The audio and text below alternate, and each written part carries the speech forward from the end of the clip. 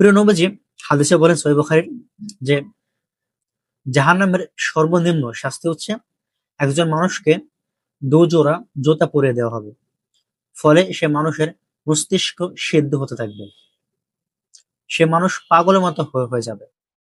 সে মানুষের কাছে মনে হবে যে এই শাস্তি তার কাছে সবচেয়ে ভয়ঙ্কর, এবার সবচেয়ে কঠিন শাস্তি তাকে দেওয়া হয়েছে। সো প্রিয় নবীজি বলেন জাহান্নামের সব থেকে একটা ব্যক্তিকে জাহান্নামের আহ দুটি জোতা পরিয়ে দেওয়া হবে আগুনের, ফলে সে ব্যক্তির মস্তিষ্ক সিদ্ধ হতে থাকবে। তো সে ব্যক্তি তখন মনে করবে যে জাহান্নামের সবচেয়ে কঠিন শাস্তি আমাকে দেওয়া হয়েছে, কিন্তু প্রিয় নবীজি তখন বলেন যে জাহান্নামের সবচেয়ে নিম্ন শাস্তি, সবচেয়ে সবচেয়ে সহজ শাস্তি, সবচেয়ে শান্তি শাস্তি তাকে দেওয়া হয়েছে।